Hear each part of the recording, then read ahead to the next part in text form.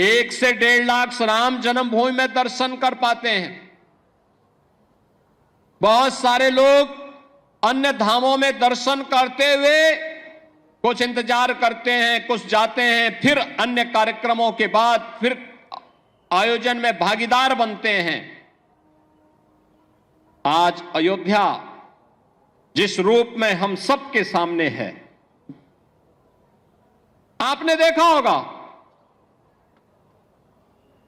यह अवसर हम सबके लिए किस रूप में आया।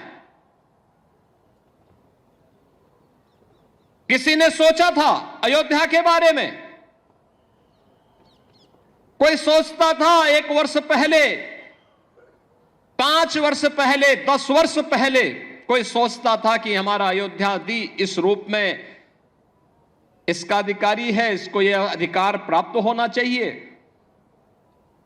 2014 के पहले, 2017 के पहले इस अयोध्या में बिजली भी नहीं मिलती थी। 3 से 4 घंटे बामुश्किल बिजली। स्वच्छता की कोई कहीं अता पता नहीं था। राम जी की पेड़ी में वहीं पर सरयू जी का जल सड़ता रहता था। हजारों वर्ष पहले लंका पर विजय प्राप्त करने के उपरांत भगवान श्री राम पुष्पक विमान से अयोध्या धाम पधारे थे और हजारों वर्षों के बाद भी विज्ञान जब इतना प्रगति कर चुका है, तब भी अयोध्या में कोई एयरपोर्ट नहीं था जहां पर कोई फ्लाइट लैंड कर सके। लेकिन आज अयोध्या के पास अपना इंटरनेशनल एयरपोर्ट है। अयोध्या की सड़कें त्रेता युग का स्मरण करा रही हैं।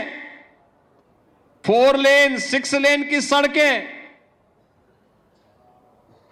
सरयू मैया के घाट पूरे देश को अपनी ओर आकर्षित करते हैं। राम जी की पेड़ी, अब सरयू जी का जल वहीं पे सड़ता नहीं है, बल्कि एक ओर से आता है, दूसरी ओर से वापस सरयू मैया में लौट करके श्रद्धालुओं को पुण्य का लाभ प्रदान कर रहा है।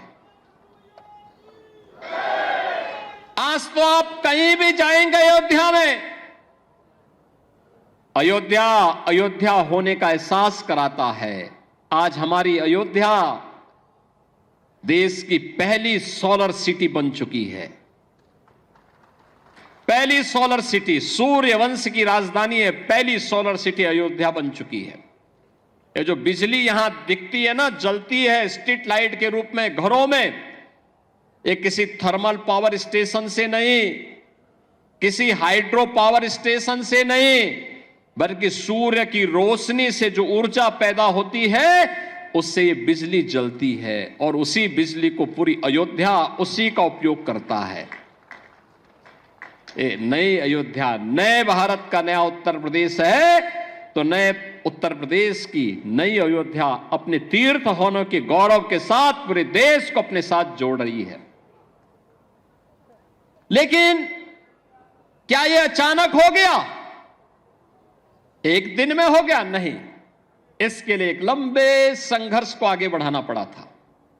जो मैंने पहले भी बताया, दर्जनों पीढ़ियां चली गई, एक ही कामना थी और वह थी अयोध्या में हम अपने प्रभु रामलला को विराजमान होता हुआ देख सके।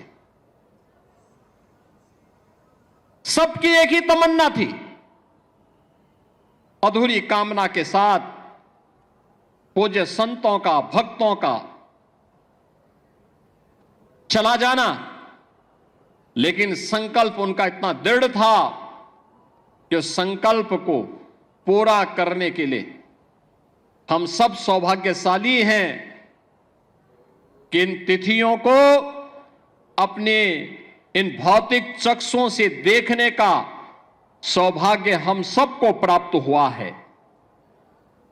बहनों और भाइयों, रामकाज के इन सभी कार्यों के लिए त्याग और तपस्या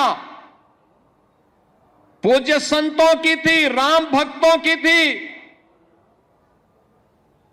और उन अनगिनत राम भक्तों का कार सेवकों, पूज्य संतों, उन सब के हम सचमुच ऋणी हैं।